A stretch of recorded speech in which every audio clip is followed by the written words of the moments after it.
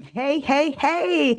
Can I tell you that rejection didn't disqualify you? It redirected you to who you were always meant to be. And Why be somebody else when I can be me? Why be somebody else when I can be me? You're already taken, cause I'm in the making. Cause I'ma be me, I'ma be me, I'ma be me, yes sir. I'm so good at being me. There it is.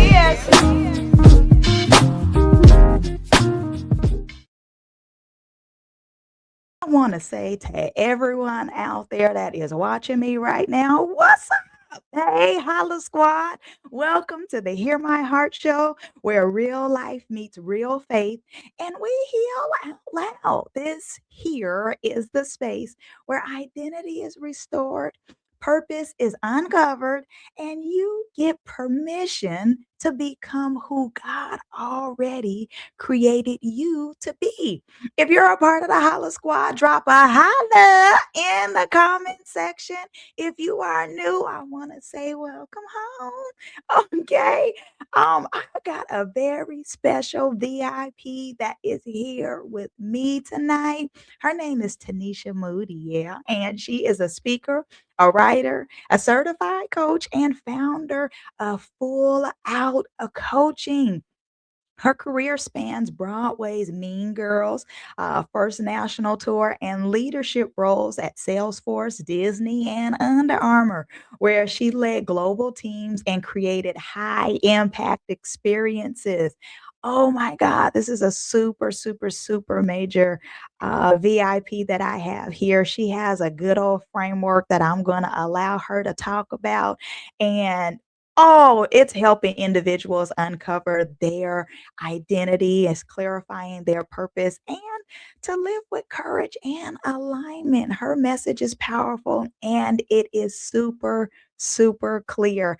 I can't wait to have my VIP. Tanisha, come here, girlfriend. And come on up here. Hey. Hello. Thank you so much for having me. Oh, it is such a pleasure to have you here. I have to be nosy because I need to know in this season that you are in, what is something that you're thankful for? In this season that I'm in right now, I'm so grateful to know that God won't mismanage my life. I just chatted with a friend earlier today, and I realized that like our lives would not have crossed without Mhm. like rejection, without my expectations not being met and disappointment. But the fact that that happened, that God managed my life so perfectly well that I was able to connect with other people, that is what I'm so grateful for. Like recognizing that He's not mismanaged my life. He has this perfect plan and perfect timing, and that's what I'm sitting in today. Oh, I absolutely love that. Come on and sit in your purpose today. Okay.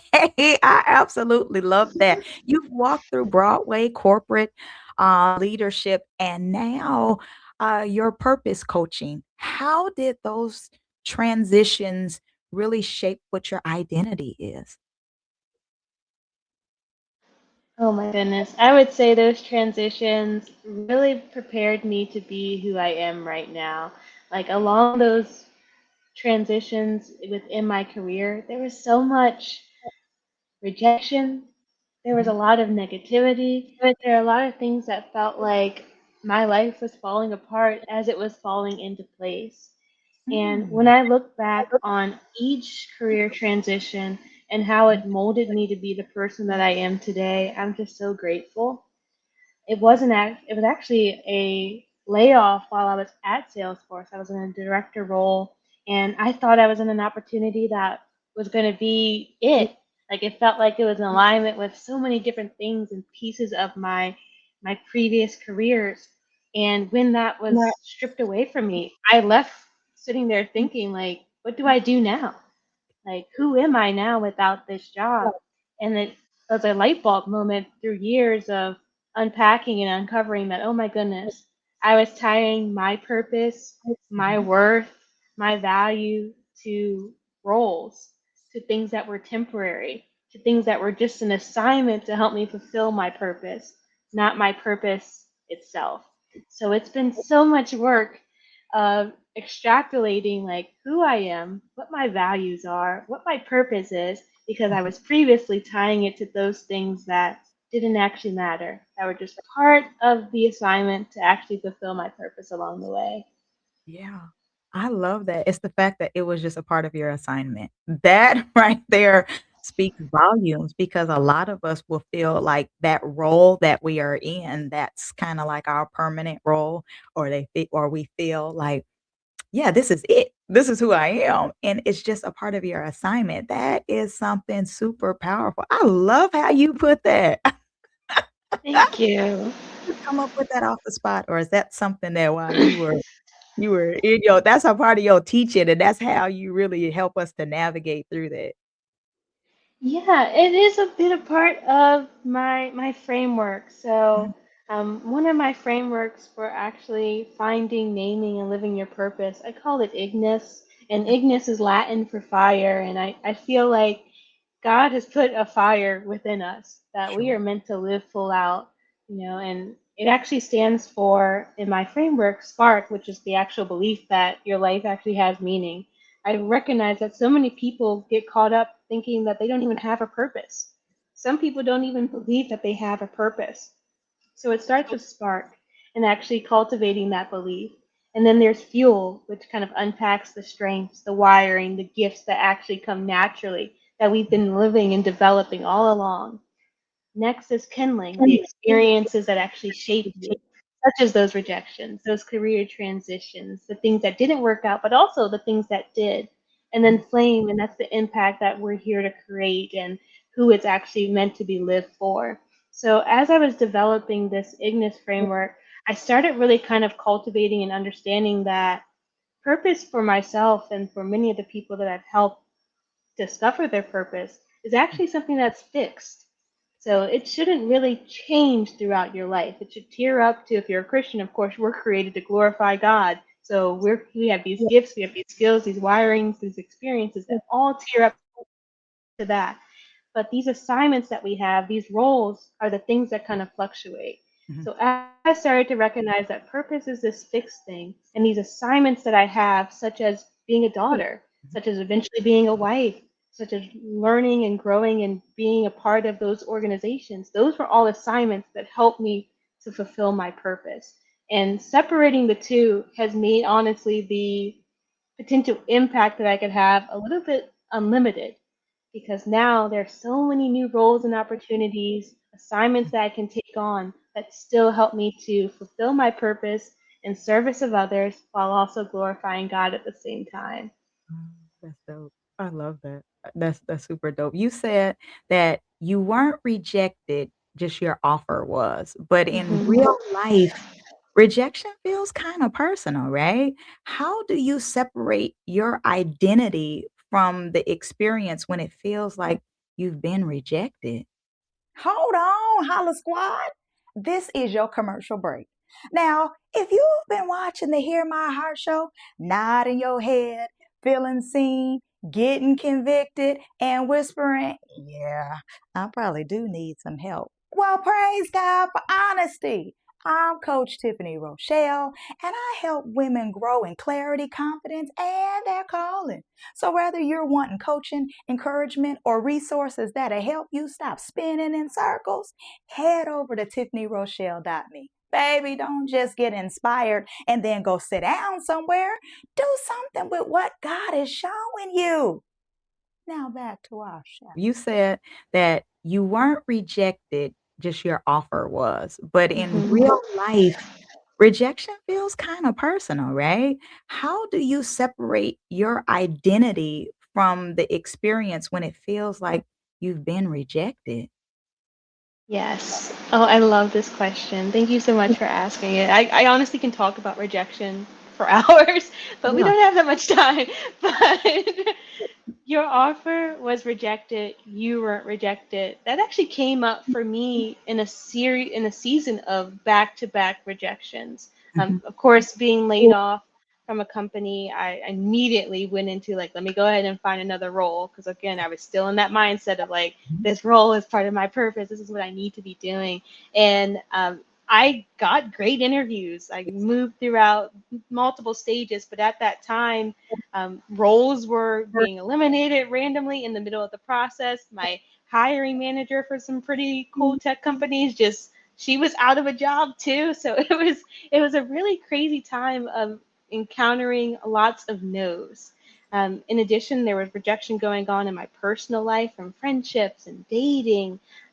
Just rejection was everywhere. And I Yeah. needed to start to uncover for myself, like, all right, what is really happening here?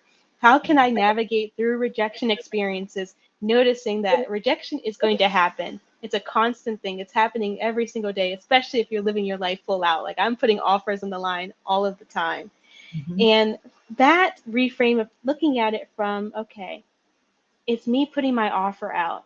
It's me putting a job application out. It's me offering my time and resources to be and spend time with somebody in companionship. And that's what's being told no, not myself, not my identity. And from there, it was easy to kind of create additional systems for myself to navigate rejection, to make it a little bit easier to see the distinction between the offer versus me. And I came up with like a rejection character. I have a mime in my head that kind of shows up because if you add some humor to rejection, it makes it a little bit easier to see that this is the offer being rejected, not you. I celebrated rejections. There's so much gratitude in receiving a no, especially if that no is just like not now. That means you're getting data, you're getting feedback so you can put a better offer on the line. Like rejection started to be something like a superpower, honestly, in my back pocket, that I was Mhm. actively seeking them out because I had that reframe already solidified that it's about the offer that I'm putting on the line. It's not about me personally. And that has opened doors and opportunities that I hadn't even considered just Yeah. from that simple step of like saying that, okay, it was the offer that was rejected, not me personally. Yeah. Helping us to reframe our brains, I believe, is something super gorgeous. There was a book I read that was called Go for Your No, and it was that kinda helped me to transition because for one, I hate hearing the word no. Okay, I really do. It's the spoiled girl in me. I know a lot of people don't, but just I'm just saying for me personally, I am the baby of 3, there's 2 boys, and I am the baby girl, and I'm the only girl. I'm my Mhm. dad's only girl, and I'm his only child, actually, and I'm my mom's baby girl. So for me, I kinda was spoiled. I was like and there's only 1 girl in each generation for our family. So for me, I'm just kinda like I got big eyes, I would bat 'em, and I'm like, "Hey, can I have" or I just kinda knew the right times to ask for what it was that I wanted. I'm not gonna lie to you, I just kinda figured that out. So, I kinda was spoiled and got told yes all the time, which Yes. unfortunately for life that didn't help me. So when somebody tells me, "No, no, you can't have, that's not something that you're able to do. That's not in your job description." Who are you to tell me no? I've heard yes all my life. So, and church that I grew up in, the denomination, we always say yes. So, you don't tell me such a thing. No, that's not in my vocabulary. However, once I got the opportunity to really I had to embrace no, and then I learned that no helped me to know what it was that I needed to do a little Mhm. bit better, and then I read the book Go for the No, and I'm like, "Oh," the more I heard no, I'm like, it kept me to try. So, I kinda appreciated hearing the word no. To this day, I still don't like hearing no. However,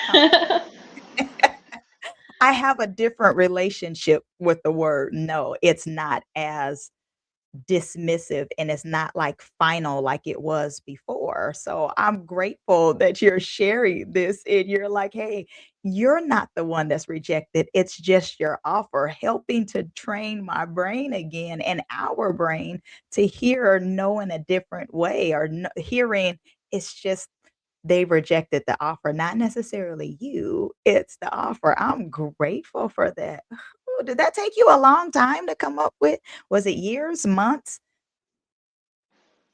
I would say the transition probably was I was laid off maybe in like May, Yeah. and then probably by like the fall of that year, I was like, oh yeah, I you weren't rejected, your offer was. So it took a few months to really get there, and I had to do some unlearning too because I suffer from the only child syndrome, and I love it. And my parents are divorced now, so there were two Christmases, two birthdays. So I understand hearing yes is definitely something that um, I am very grateful to have experienced, and Yeah. there was a lot of unlearning that came along the way over those months of really getting to this point and recognizing it for myself, and then of course having the courage to actually go out and share it for other people, Yeah. because like it's a different way of looking at rejection.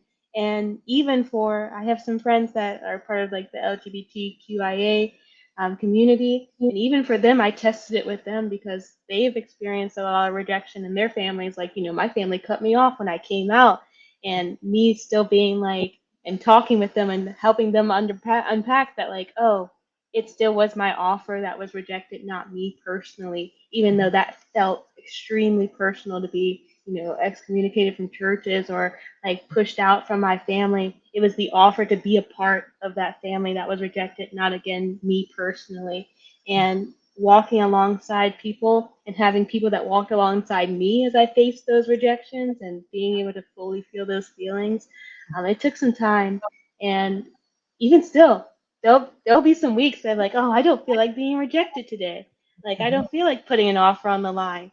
But now that I have that reframe and I have community around me that understands the same thing, they're like, go ahead and put it out. Like I'll be here throwing some confetti if a no comes through, or if a yes comes through. Like we'll celebrate either way. The fact that you put that offer on the line is worth celebrating regardless. Mhm. I love the fact that you're saying that I'm gonna throw confetti around and I'm celebrating it either way.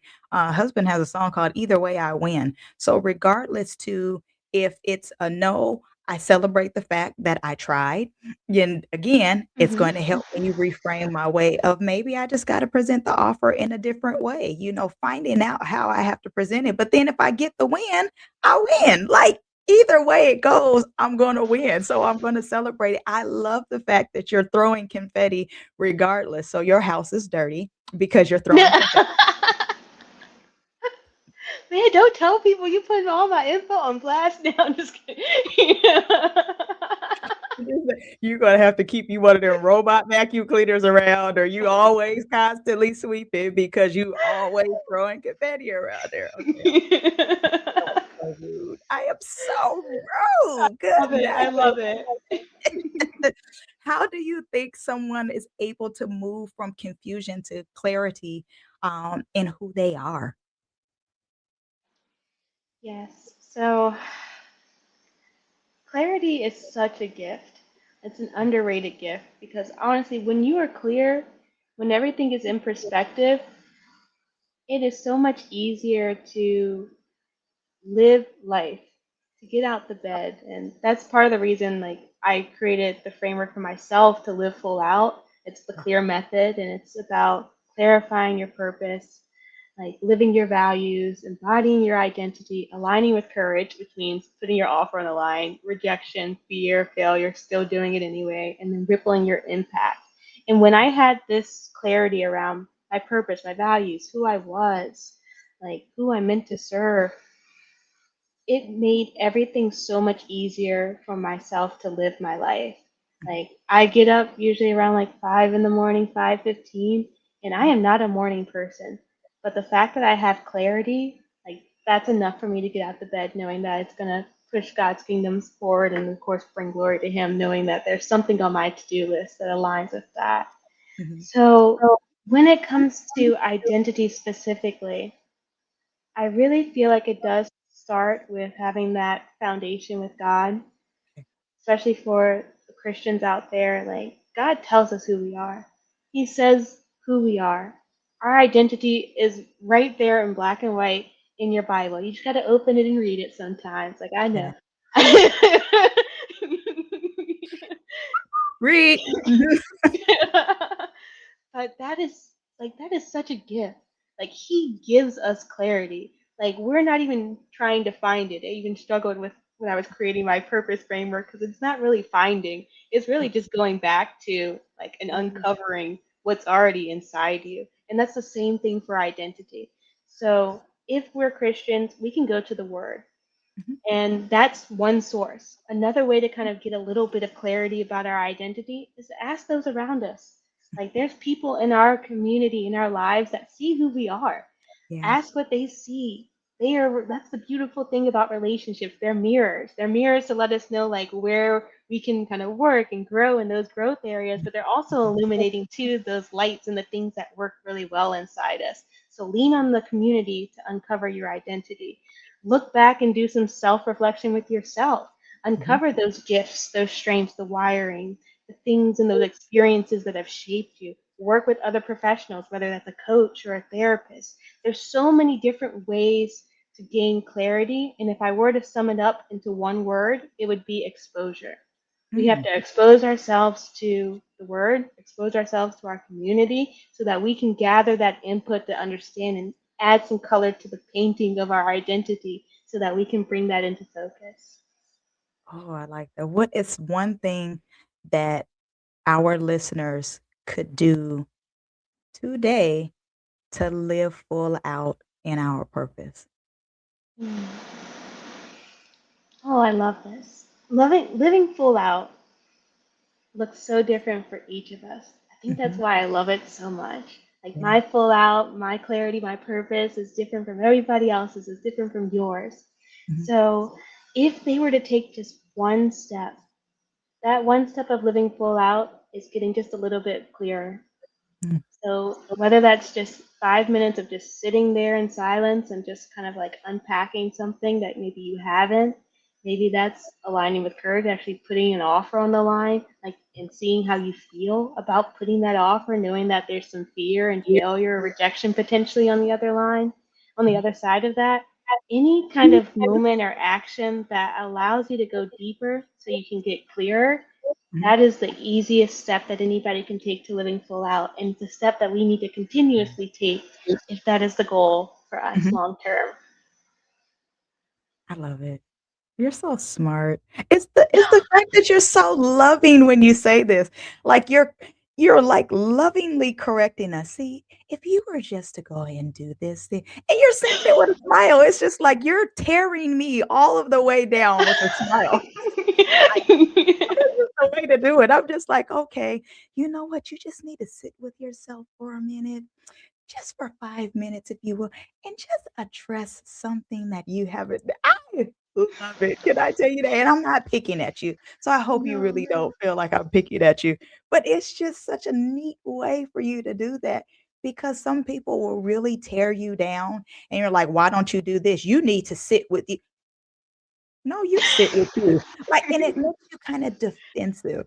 So I love the fact of working with you feels like love. Working with you feels like you're going to do the work within yourself, but there's, like, no condemnation. You're just like, "Co everything feels like rainbows and unicorns." I'm still gotta do the work, but it Yes. just feels gentle, and it feels like love, and it feels like encouraging, like, "You're gonna be able to do this." I appreciate that, seriously. Thank you. That Oh, means so much. thank you. It's love, I really feel like it just gives me the encouragement that I definitely can do it, so I real life appreciate your heart. If you look at the word heart, you see that the word ear is in there, right? So I'm gonna tell you, you have our ear. Now let's hear what's on your heart. What is the final word that you would like to leave with the Hollow Squad today? The final word that I would love to leave is that you are right where you're supposed to be right in this moment. And that doesn't mean everything is perfect. It doesn't mean that everything's been accomplished. We are right where we're meant to be, even if it does not feel like it. And that is such a gift and a privilege to recognize that all of the no's, all of the rejections, the failures, the things that have happened in our lives needed to happen for us to be right here in this moment. And if you were meant to be somewhere else, you would be. So that is what I want to leave all of us with, and a nice reminder for myself too, because sometimes I forget as well. but it is such a privilege to be right where we are because it's part of who we are becoming. Yeah. Oh, that's so rich. That's so rich. How do we get in contact with you? If we need to get in contact with you so we can be a part of your frameworks or if it's courses or books or whatsoever, how do we get in contact with you and connect with you? Yes, thank you for this. You can find me on social media, Tanesha L. Moody. I'm on YouTube, I'm on TikTok, Instagram, as well as my website too. And if you want to go deeper into your purpose work or even reframing rejection, I have resources available on my website so that you can find, name, and live your purpose and start to actually see rejection of your offer instead of you personally. There's great resources on there, and it's such a privilege just to serve people throughout this space, and I look forward to connecting with you. If you want to share your rejection with me, I would love to hear that too. Like I will love to celebrate a no with you. So I'm here. Share your rejection with me so we can celebrate the no. Tell me how you need to put that on a t-shirt if it ain't out there. That is cute. I promise you that's my thing. If it's on a t-shirt, it must be true. Better than the Mm. internet. So Tanisha, thank you so much for reminding us that rejection is not the end, it's information. And Hollow Squad, please know you are not behind, you are not overlooked. You are being positioned, okay? And if you felt that, you know what you gotta do. You gotta holla. Please make sure you show some love to the Heart Show, please. And thank you. Share this with someone who you believe may need this inspiration. Okay, so even if you don't know someone in particular, share it on your timeline because you never know who has not shared with you what they are going through. So share it, but make sure you throw in the chats. Holla! Grace and peace, y'all. I love you.